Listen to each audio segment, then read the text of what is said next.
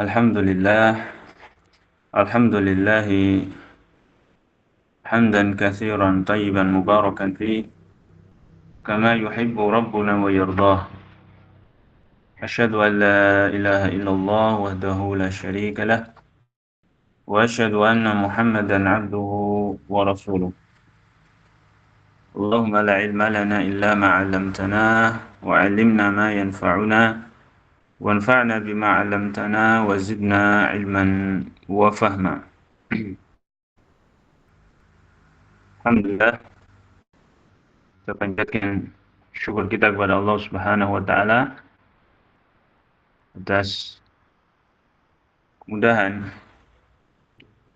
yang Allah berikan kepada kita sehingga pada malam hari ini kita bisa melanjutkan lagi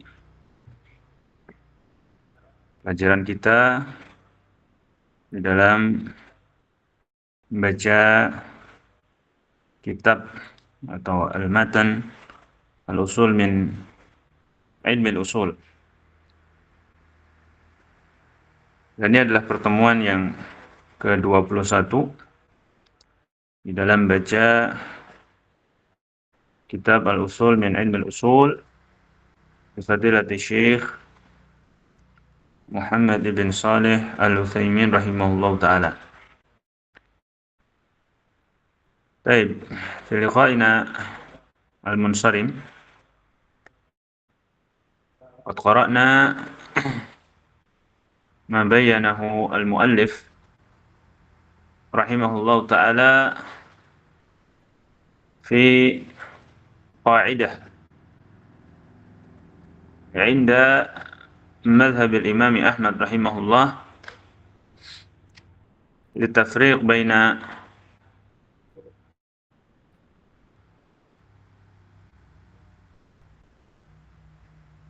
بين المنهي عنه هل أو متى يكون المنهي عنه باطلا ومتى يكون صحيحا مع التحريم. Baik. Dan apa yang kemarin kita baca sekali lagi itu adalah kaidah dalam madhab al-Hanabilah atau madhab al-Hambali, dan madhab yang lain juga memiliki kaidah dalam hal ini ya, yang berbeda dengan madhab al-Hambali rahimahullah ta'ala. Baik. Selanjutnya beliau mengatakan وقد يخرج النهي عن التحريم إلى معان أخرى لدليل يقتضي ذلك. Ya, jadi sebagaimana amr qad yakhruj 'anil wujub ila an-nadab wa ila al-ibahah wa ila at-tahdid, wa qad yakhruju 'anil fawriyati ila at-tarahi, kadzalika huna fi an-nahyi qad yakhruju an-nahyu 'anit tahrim wa hadha al-asl anna al-asl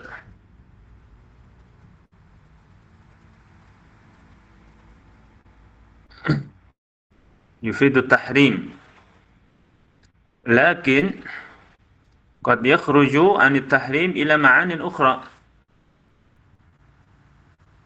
lidalil wa hadha la budda min dalil. Ya.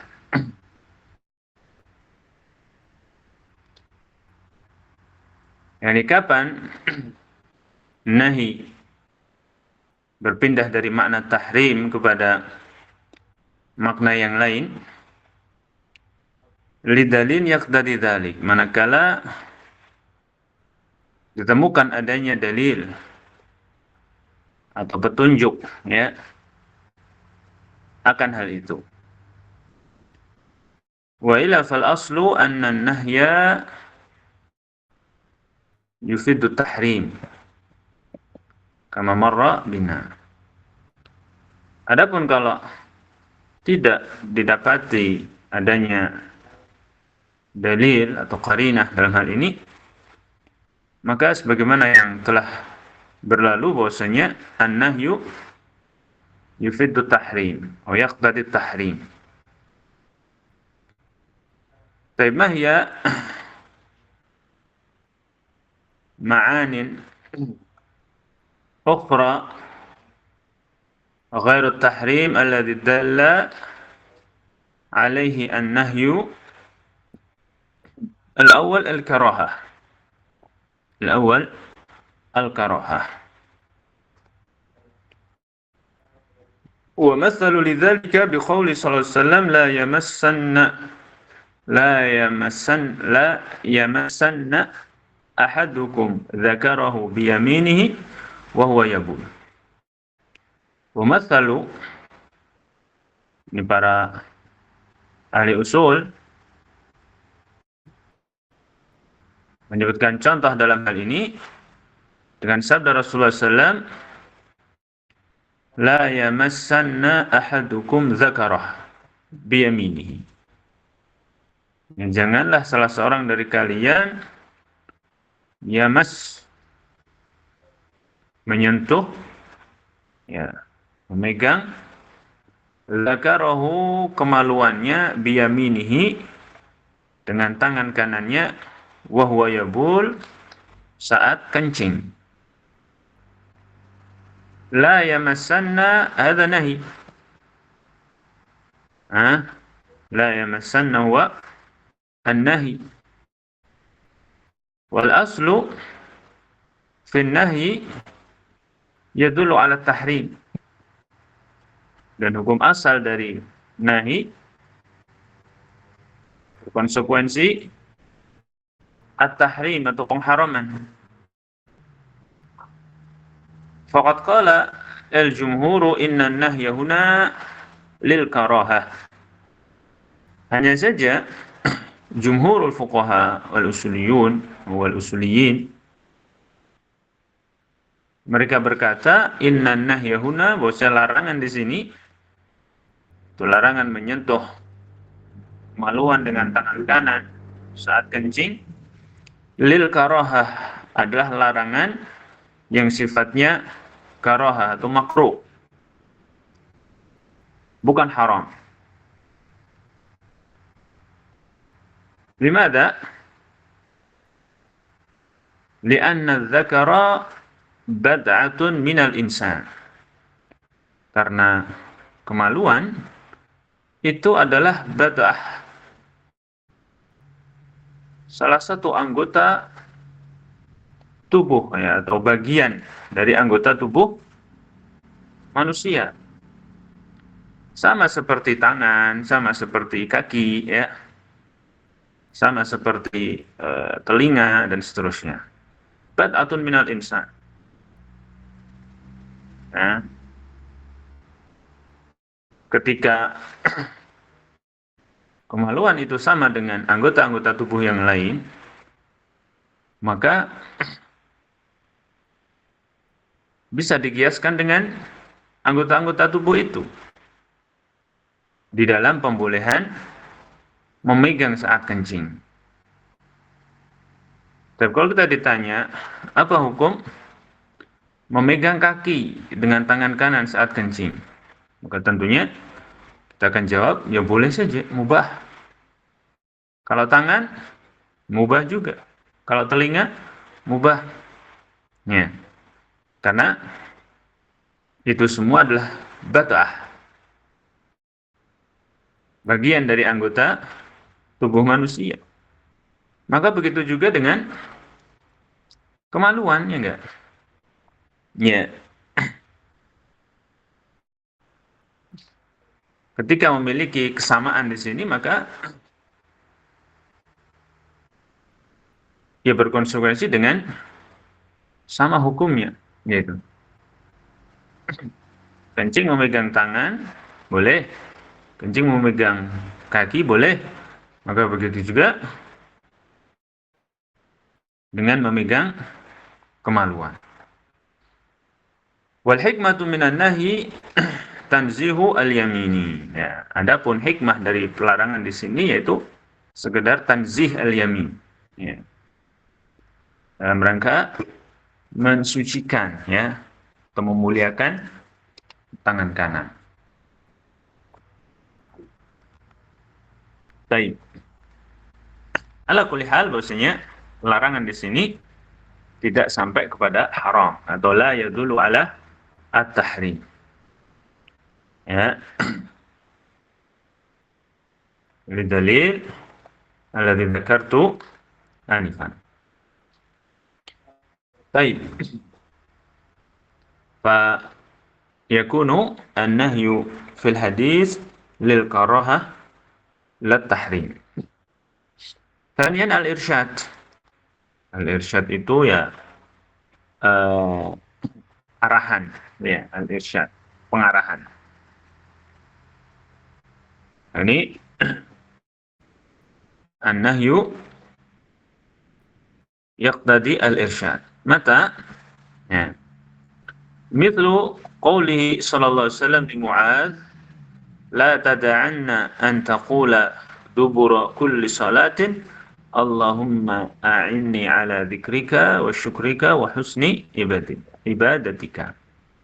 Contohnya adalah seperti perkataan Nabi SAW kepada Mu'adz. Ya, ketika beliau berkata kepada Mu'adz, la tada'anna, janganlah sesekali engkau tinggalkan antaqula dubura kulli shalah, untuk membaca atau berkata di akhir salat, Allahumma a'inni ala dzikrika wa syukrika wa husni ibadatik. Ya. Jadi dari konteks hadis kita memahami bahwasanya larangan ini la tada'anna adzinahi. Ya. Tapi dari konteks hadis kita akan memahami bahwasanya larangan di sini maksudnya adalah arahan. Ya, arahan. Arahan dari Nabi SAW kepada Mu'adz agar tidak meninggalkan untuk membaca doa ini di akhir salatnya. Ya. Karena tidak mungkin an-nahi di sini bermakna tahrim. Bermakna at-tahrim. Ya. Dan itu akan terlihat jelas manakala kita melihat kepada konteks hadis, ya, tersebut. Tapi itu di antara makna yang terkadang dimaksudkan atau ditunjukkan oleh sighatun nahi, yaitu karahah dan al-irsyad. Apakah hanya dua ini saja? Tidak. Ya, makanya beliau mengatakan di sini faminha. Ya, beliau mengatakan di sini apa? Faminha. Wa min huna litab'id. Wa min huna litab'id. Di antaranya, ya, di antaranya. Ya, min at-tab'idiyah. Min at-tab'idiyah. Dan untuk mengetahui makna-makna lain selain kedua ini, ya, tentunya bisa kita baca di kitab-kitab yang mutawwal, ya.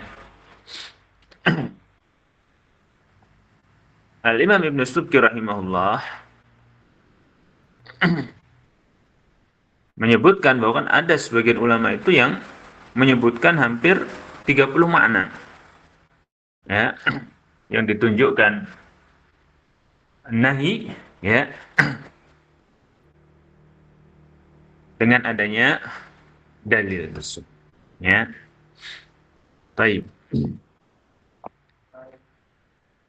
ثم انتقل المصنف رحمه الله بعد ذكر دلالات النهي أو دلالة النهي بمن يدخل في الخطاب بالأمر والنهي. Dan setelah menyebutkan tentang dalalah an-nahi, petunjuk dari lafal nahi, al-muallif menyebutkan tentang pembahasan siapa yang yadkhulnya, yang masuk di dalam khitab al-amr wa nahi, yaitu dengan bahasa lain, siapa orang yang terbebani mengerjakan perintah dan larangan. Ya. Akan dibahas di sini kriteria orang yang terbebani dengan amr dan nahi. Man yadkhul fil khitabi bil amri wa nahi. Ya. Ketika datang amr dalam Al-Quran maupun hadis, atau nahi dalam Al-Quran dan hadis, siapa yang terbebani untuk mengerjakan perintah dan larangan itu? Seperti apa kriterianya? Nah, inilah yang akan dijelaskan. Qala rahimahullah, alladhi yadkhulu fil khitabi bil amri wan nahi huwal mukallaf wa huwal balighul aqil. Dan beliau, alladhi yadkhulu fil khitabi bil amri wan nahi, ini yang terbebani mengerjakan perintah dan larangan itu adalah mukallaf. Adalah al-mukallaf. Idza sa'alta man huwal mukallaf? Kalau antum bertanya siapa itu mukallaf? Bayyana asy-syekh ba'dahu biqaulihi wa huwal balighul aqil. Maka saya menjelaskan bahwasanya mukallaf adalah orang yang baligh dan aqil. Orang yang baligh dan orang yang aqil. Baligh artinya orang yang dewasa. Aqil artinya orang yang memiliki akal. Hadza huwal mukallaf. Ya. فالذي يدخل في الخطاب بالأمر والنهي هو المكلف. فخرج بقولنا البالغ الصغير. Dengan perkataan al-baligh atau dengan kriteria al-baligh, maka dikecualikan as-saghir, yaitu anak yang masih kecil. Anak yang masih kecil.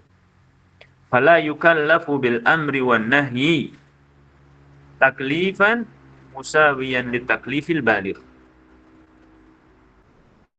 Maka as-saghir atau anak kecil ini la yukallaf bil amri wan nahi, tidak terbebani untuk melaksanakan perintah dan larangan dengan taklif, dengan pembebanan yang sama, yang musawiyan, yang sama dengan pembebanan orang yang baligh atau orang yang dewasa. Ya. Walakinahu yu'mar bil ibadat ba'da tamyiz tamrinan lahu ala ta'ah. Hanya saja as-saghir ini, anak kecil ini, sekalipun dia tidak terbebani taklif sebagaimana yang Allah bebankan kepada al-baligh, walakinnahu, hanya saja yu'mar bil ibadat, dia diperintahkan untuk mengerjakan ibadah. Mata ba'da tamyiz, ketika sudah tamyiz. tamrinan lahu, sebagai bentuk pembiasaan bagi dia ala ta'ah, untuk mengerjakan ketaatan, ya. Sehingga ketika dia sudah beranjak baligh, dia sudah terbiasa, ya. Dia tidak kaget. Ya, coba bayangkan ketika seorang anak sampai akhir usia tamyiz tidak pernah sholat, katakanlah, ya. Tidak pernah diperintahkan sholat dan tidak pernah sholat. Alasannya karena belum taklif, belum baligh, tidak apa-apa. Kira-kira ketika satu hari dia masuki usia baligh, ya, kelabakan nggak dia harus mengerjakan ini, harus mengerjakan itu, ya? Ya, udah bakalan kelabakan, ya, karena tidak terbiasa. Berbeda ketika sudah tamyiz, sudah mulai diajarkan, ya, sholat. Kalau pagi dibangunkan, sholat subuh, ya, nanti zuhur diajak, sholat zuhur, ya. Maka ketika tiba masanya dia baligh, ya, yang harus mengerjakan itu semuanya, ya sudah terbiasa. Ya sudah terbiasa. Ya.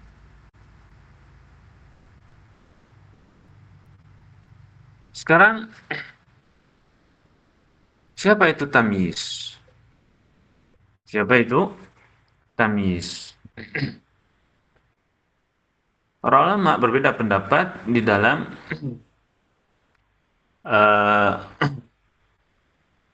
menyebutkan batasan tamyiz atau kriteria tamyiz. Sebagian ulama menjadikan umur sebagai kriteria tamyiz.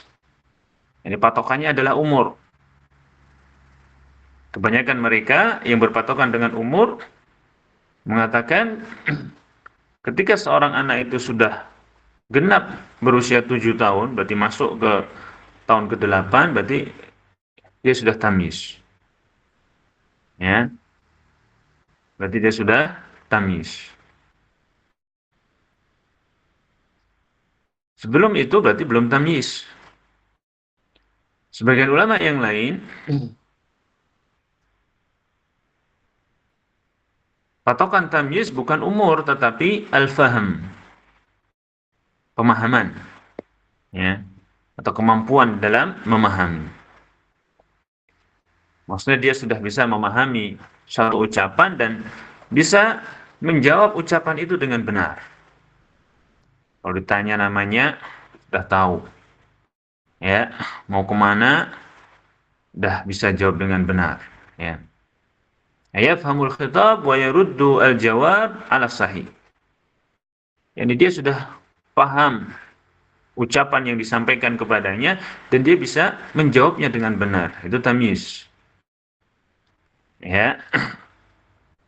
Maka berdasarkan pendapat yang kedua ini, kalau ada seorang anak usia 5 tahun tapi dia sudah bisa paham khitab yang disampaikan kepadanya dan dia pun sudah bisa menjawab dengan benar, maka dia sudah tamyiz sekalipun baru usia 5 tahun. Begitu juga kalau ada anak usianya 9 tahun misalnya atau 8 tahun, tapi belum mampu memahami dan mencerna khitab yang disampaikan kepadanya. Dia pun juga tidak bisa menjawabnya dengan benar. Maka dia belum tamyiz sekalipun usianya sudah 8 atau 9 tahun. Ya. Jadi ada dua pendapat di sini di dalam batasan tamyiz. Wa yamna'u min al-ma'asi liya'tada al-kaffa anha. Dan anak yang mumayyiz tadi, sudah tamyiz di sini, selain diperintahkan untuk mengerjakan ibadah-ibadah agar dia terbiasa, ya. Begitu juga dia mesti dilarang dari perbuatan-perbuatan dosa dan maksiat. Sama juga liya'tadal kafa al-anha atau liya'tadal kaffa anha, agar dia juga terbiasa meninggalkan perbuatan-perbuatan dosa itu. Ala kulli hal, ya, al-ulama'u mujmi'una alla anna al-mukallaf huwa al-baligh, ya. Wa kharaja biqaulina al-aqilu al-majnun fala yukallaf bil amri wan nahi, ya. Adapun dengan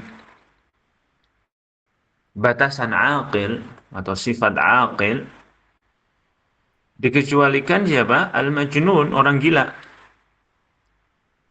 Fala yukallaf, maka majnun ini tidak dibebani bil amri wan nahi, untuk mengerjakan amr dan nahi. Walakinahu yamna'u atau yumna'u mimma yakunu fihi ta'addin ala ghairihi au ifsadin. Walakinahu yumna', hanya saja majnun ini mesti dilarang, mimma yakunu fi ta'addin ala ghairihi, dari perbuatan-perbuatan yang mengganggu, ya, atau menzalimi yang lain, au ifsad, atau perbuatan-perbuatan yang dapat merusak, atau perbuatan-perbuatan yang merusak, ya, seperti merusak rumah misalnya, ya, atau yang lainnya. Ini juga mesti dilarang. Walau fa'ala al-ma'mura bihi lam yasih minhul fi'lu li'adami qasdil imtithali minhu. Seandainya nih al-majnun ini fa'ala al-ma'mura bihi, dia mengerjakan sesuatu yang diperintahkan, salat misalnya, ya, lam yasih minhul fi'lu, maka salatnya ini tidak sah. Salatnya tidak sah. Kenapa? Li'adami qasdil imtithal, karena sudah dipastikan, ya, nggak ada niatan imtithal, ya, tidak ada, Pak, tujuan imtithal, ini melaksanakan perintah. Namanya juga majnun, nggak punya akal, ya. Sementara qasad itu kan tujuan, niatan, ya. Wala yaridu ala hadha ijabu az-zakati wal huquqil maliyati fi mali saghir wal majnun. Wala yaridu ala hadha, dan tidak berlaku, ya, dalam hal ini kewajiban untuk membayar zakat atau kewajiban terkait dengan hak-hak harta, ya, seperti utang, ya, dan yang lainnya. Fi mali saghir wal majnun, pada harta yang dipunyai anak kecil dan orang gila, ya. Wala yaridu ala hadza, maksudnya ketidakadanya taklif itu tidak berlaku di sini. Ketidakadanya taklif bagi tadi saghir dan majnun tadi terkait dengan kewajiban zakat dan hak-hak harta dari harta atau pada harta yang dimiliki oleh anak kecil dan orang gila. Lianna ijabah hadhihi, karena kewajiban hal itu atau kewajiban itu, ini kewajiban saghir untuk membayar zakat, kewajiban majnun untuk membayar zakat, ya, kewajiban saghir untuk melunasi hutang dan seterusnya, marbutun bi asbabin muayyanah, terkait dengan sebab tertentu. Mata wujidat, kapanpun sebab itu ada, ya, sabatal hukmu, maka hukum pun juga ada. Ya. Fahiya mawzurun fiha ila sabab la ila al-fa'il. Dalam hal ini yang dilihat adalah sebabnya. Ya, yang dilihat adalah sebabnya. Misalnya, ketika ada anak kecil punya harta banyak yang sudah mencapai nisab karena dia mewarisi dari ayahnya misalnya. Ya. Apakah wajib dikeluarkan zakatnya, yakni zakat anak kecil tadi? Maka jawabannya adalah iya, wajib dikeluarkan. Nah, loh, bukannya anak kecil itu ghairu mukallaf? Bukankah anak kecil itu tidak mukallaf, tidak terbebani dengan perintah dan larangan? Kenapa hartanya wajib dizakati? Nah, itu maksud dari wala yaridu ala hadza. Ya, jadi ketidakmukallafan, ya, ketidakmukallafan shaghir dan majnun itu tidak berlaku pada kewajiban zakat dan hak-hak maliyahnya. Sekarang kita kembali kepada contoh tadi. Kenapa hartanya anak kecil ini wajib dikeluarkan zakatnya? Ya. Maka kita katakan li'anna ijabah hadhihi marbutun bi asbab muayyanah. Karena kewajiban untuk dikeluarkan zakatnya itu terkait dengan sebab tertentu. Mata wujidat, kapan sebab itu ada, sabatal hukum, maka hukumnya pun ada. Ya, di sini kita dapati adanya sebab yang mengharuskan adanya hukum mengeluarkan zakat. Yaitu apa? Nisab. Hah? Nisab. Di mana Allah telah menjadikan nisab ini sebagai sebab wajibnya zakat. Ya. Kapanpun sebab berupa nisab ini ada, ya sudah. Berarti hukumnya ada. Sabatal hukum. Ya. Sekalipun yang memiliki harta ini adalah anak kecil atau orang gila. Karena yang kita lihat di sini adalah sebabnya, bukan orangnya. Fahiya ma'dzurun fiha ila sabab. Ini yang diperhatikan, yang dilihat adalah sebabnya, la ilal fa'il, bukan pemiliknya, fa'ilnya. Nah, jadi ini masuk kepada khitab wad'i, hukum wad'i. Hukum wad'i, sebagaimana telah kita pelajari sebelumnya. Ya, bahwasanya ada hukum taklif dan hukum wad'i. Nah, tapi begitu juga orang gila. Kalau dia punya harta yang sudah mencapai nisab, ya, maka wajib dizakati. Bukan karena orang gila ini mukallaf, enggak. Ya. Tapi yang dilihat di sini adalah hukum wad'inya. Ada sebab, ada yaitu nisab. Nah, ini harta yang mencapai nisab. Kalau begitu berarti hukumnya ada. Itu wajibnya dikeluarkan zakat. Ya. Oke, contoh misalnya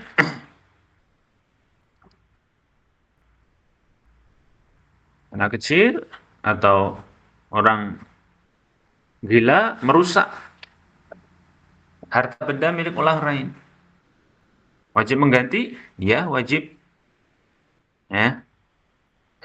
Karena di sini ya terdapat sebab yang mengharuskan untuk mengganti, yaitu pengerusakan, ta'adin, ya. Dan merusak itu menyebabkan seorang harus mengganti. Begitu.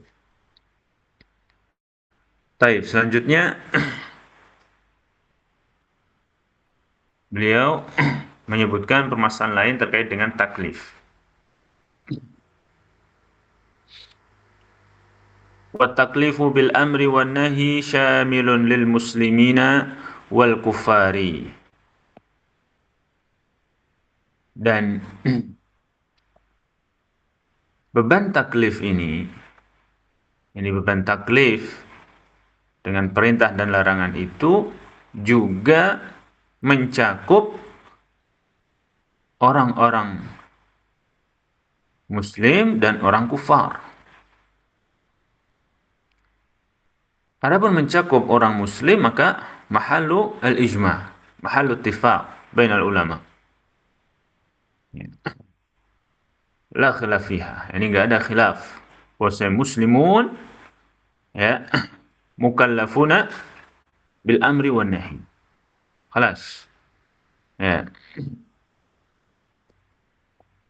Wal kuffar, tapi bagaimana dengan orang-orang kafir? Ya, hal yadkhuluna fi khitabi bil amri wal nahi? Apakah mereka juga terbebani dengan perintah dan larangan? Artinya apakah mereka juga diharuskan untuk mengerjakan perintah dan larangan?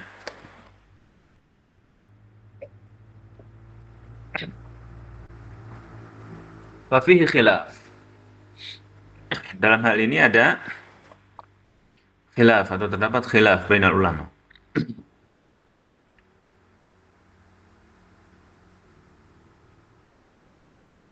Ada yang mengatakan al-kufar mukallaf bi furu' syari'ah bil amri wan nahi. Biasanya orang-orang kufar pun juga terbebani dengan perintah dan larangan. Sebagaimana orang Islam. Pendapat yang kedua mengatakan tidak. Orang kufar tidak terbebani dengan perintah dan larangan.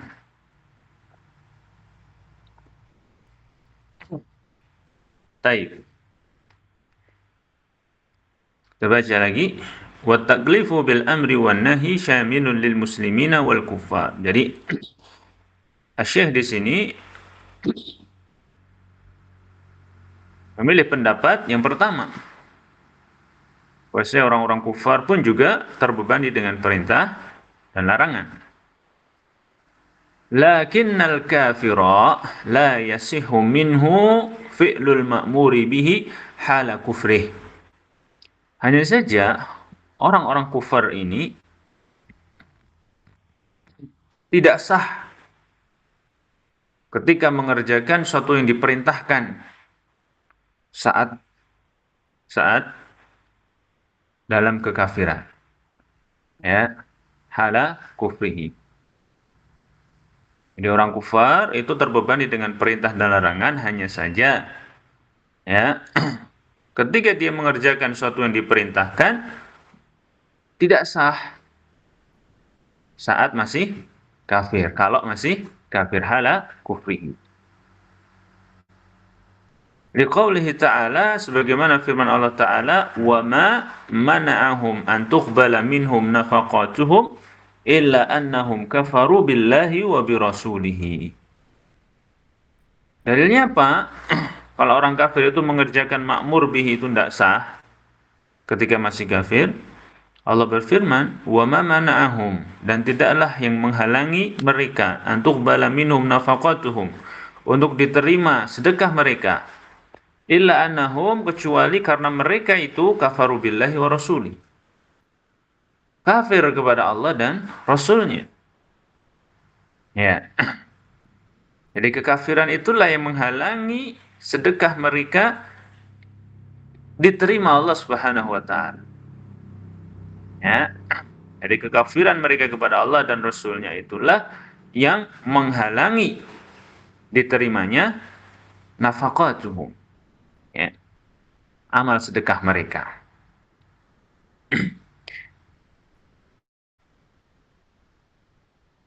Wa la yu'maru bi qada'ihi idza aslam.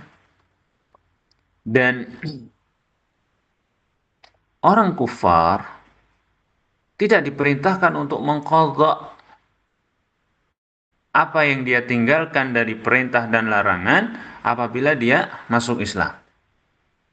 Ya, misalnya nih, ada orang kafir ya masuk Islam di usia 60 tahun misalnya. Maka sepakat para ulama bahwasanya tidak ada kewajiban bagi orang ini untuk mengqadha apa yang telah dia tinggalkan dari perintah dan larangan itu ya sebelumnya. Ya, tentunya sebelum Islam dia tidak mengerjakan perintah dan larangan. Ya. Ketika masuk Islam, la yu'mar bi qada'ihi, la yu'mar bi qada'ihi. Di qaulihi ta'ala, apa dalilnya? Firman Allah Subhanahu wa taala, "Qul lil ladzina kafaru iyantahu yughfar lahum ma qad salaf." Qul, katakanlah Muhammad, lil ladzina kafaru, kepada orang-orang yang kafir, iyantahu, kalau mereka berhenti dari kekafiran itu dengan masuk Islam, yughfar lahum ma qad salaf, diampuni ya dosa-dosa yang telah lalu. Ya. Artinya dari peninggalan dia terhadap perintah ya sudah diampuni, tidak diperintahkan untuk mengqadanya. Wa qaulu sallallahu alaihi wasallam Amr ibn al-As, amma alimta ya Amr anna al-islam yahdimu ma kana qablahu. Ya. Tahukah engkau wahai Amr bahwa Islam itu menghapus semua dosa sebelumnya. Jadi orang kalau masuk Islam, dosa-dosa sebelumnya saat masih kufur, saat masih kafir, itu yuhdam ya. Yughfar, diampuni semua oleh Allah Subhanahu wa taala. Dan inilah yang menjadikan sebagian ulama itu berpendapat kalau orang kufar itu tidak terbebani dengan beban syariat. Kenapa? Karena alasan mereka, kalau orang kufar saat masih kafir, ya, tidak sah mengerjakan perintah. Dan kalau dia masuk Islam, tidak diperintahkan mengqadha. Lalu apa faedah taklif kalau begitu? Ya. Seolah-olah mereka mengatakan, wahai pihak yang mengatakan kufar itu mukallaf, kita katakan kepada kalian, antum mengatakan kalau orang kufar mengerjakan perintah misal sholat atau puasa atau haji tidak sah selama masih kafir. Dan kalau masuk Islam kalian juga mengatakan ya nggak ada kewajiban untuk mengqadha. Lalu apa gunanya taklif kalau gitu? Ya. Nah, inilah yang menjadikan kami berpandangan bahwasanya mereka tidak mukallaf karena pentaklifan mereka nggak ada faedahnya katanya. Buktinya kalau mengerjakan saat kafir tidak sah. Kalau masuk Islam tidak diperintahkan mengqadha. Begitu. Baik. Lalu apa jawaban pihak pertama yang mengatakan orang-orang kufar itu juga terbebani dengan perintah syariat? Ya. Baik. Jawabannya adalah ada pada perkataan Syekh di sini. Kalau antum mengatakan, ini perkataan pihak pertama, kalau antum mengatakan bahwa saya tidak ada dalam pentaklifan orang kufar, itu salah. Ada faedahnya, ada maksudnya, ada tujuannya. Ya. Apa itu? Saya mengatakan wa innama yu'aqabu ala tarkihi idza mata 'ala al-kufri.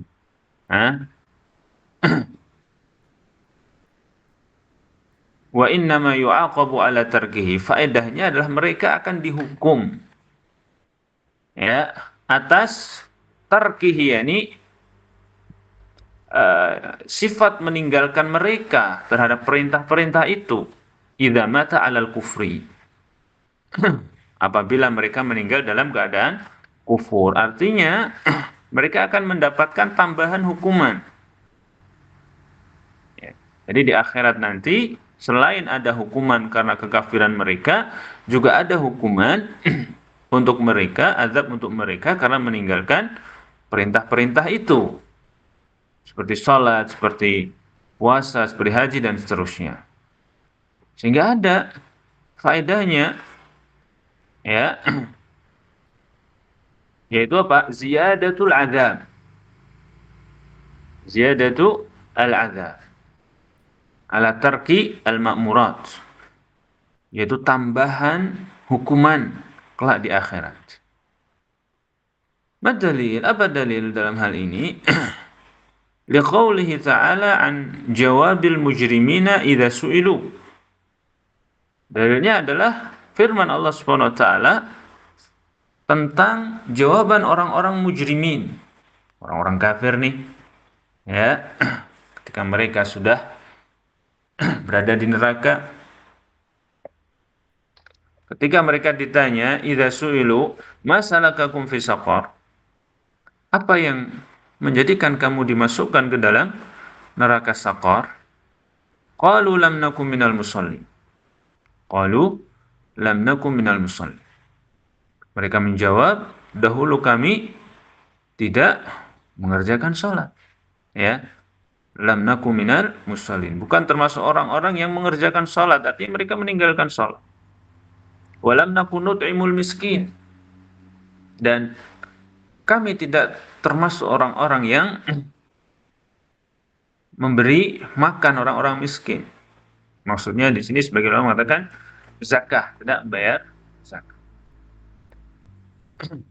Dan ini perintah, salat, zakat, sedekah, ya. Wa kunna nakhudu ma'al khaidin wa kunna nukadzibu biyaumiddin hatta atana al-yaqin. Ya, di sini mereka menjawab sebab dimasukkan ke dalam neraka saqar karena tidak salat, tidak membayar zakat. Ya. Dan ini faedah di dalam pentaklifan mereka. Baik. Ala kulli hal, ya. Kesimpulannya atau ringkasannya dalam hal ini, apakah kufar itu mukhatabuna bil amri wa nahi?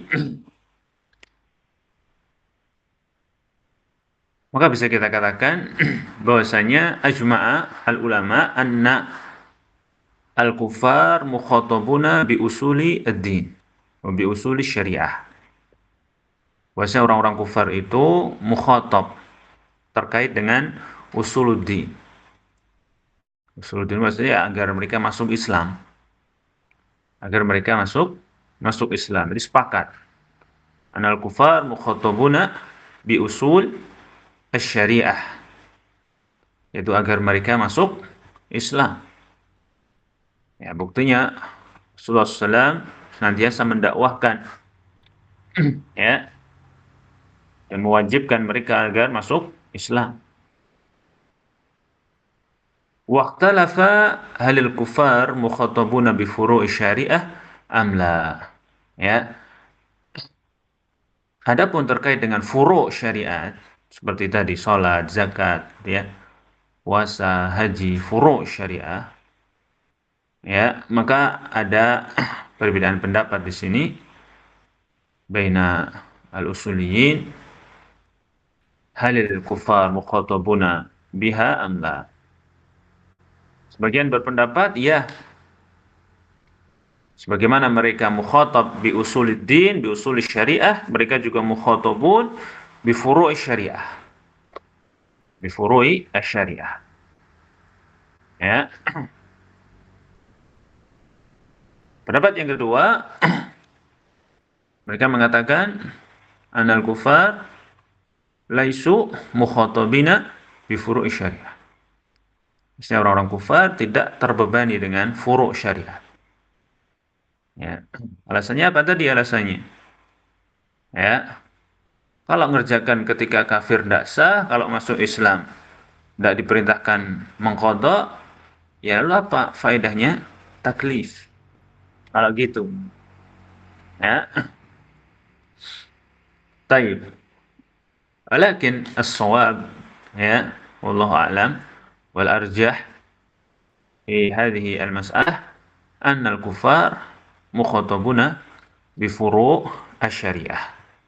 Bi furu' asy-syariah. Walakin kama qala Syekh, ya, annal kafira la yasihu minhu fi'lul ma'muri bihi hala kufrihi. Hanya saja mereka tidak sah kalau mengerjakan apa? Perbuatan yang diperintahkan selagi masih kafir. Mukhatab ya mukhatab, tapi ketika mengerjakan sesuatu yang diperintahkan itu tidak sah ketika masih kafir. Dalilnya tadi wa ma mana'ahum an tuqbala minhum nafaqatuhum illa annahum kafaru billahi wa rasulihi. Ya. Adapun apa faedahnya pentaklifan orang kufar terhadap furu' syariah ini, ya tadi sebagaimana yang kita bacakan di dalam surat Al-Mudaththir, ya, yaitu apa? Ziyadatul azab idza taraku. Itu akan adanya tambahan azab ketika mereka meninggalkan furu' syariah tadi. Ya, sebagaimana disebutkan tentang jawaban mereka, masalakakum fi saqar, ini tentang orang-orang mujrim, orang-orang kufar. Ya, masalakakum fi saqar, qalu lam nakum minal musallin. Ini menunjukkan mereka diperintahkan. Sehingga ketika mereka tinggalkan, mereka dihukum dengan neraka saqar ini. Ya, dengan neraka saqar tersebut. Ya. Jadi analoginya atau uh, ya atau apa ya? Ya, atau analoginya ya.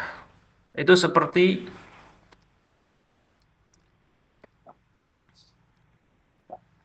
keadaan uh, seorang muslim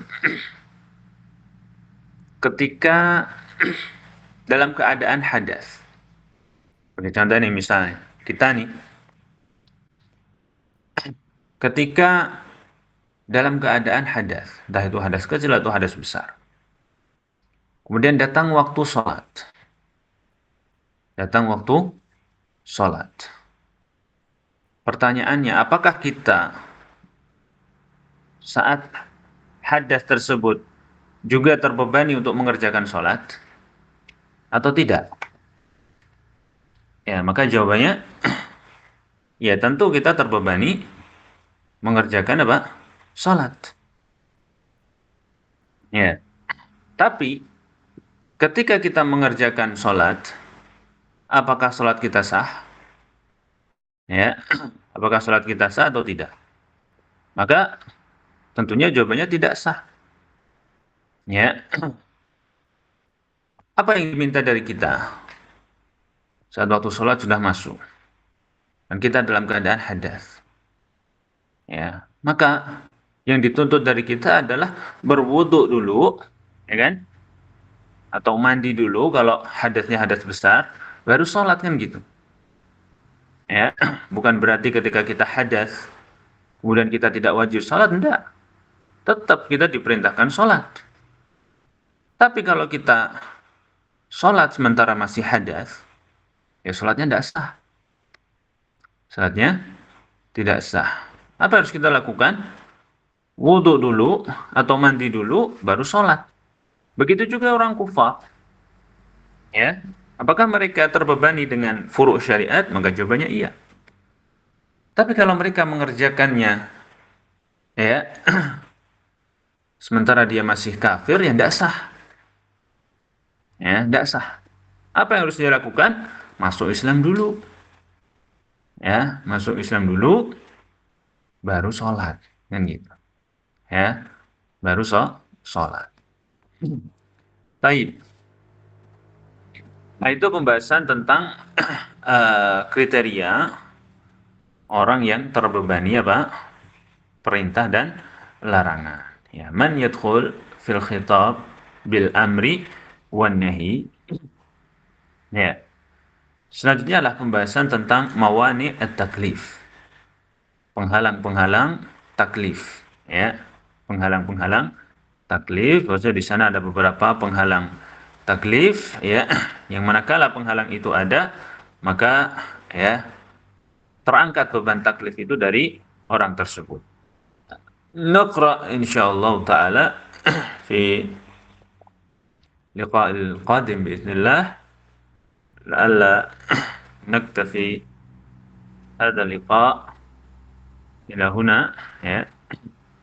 Nas'alullah ta'ala yanfa'ana bima 'allamana wa an yazidana ilman wa fahma innahu waliyyu dzalika wal qadir 'alaih.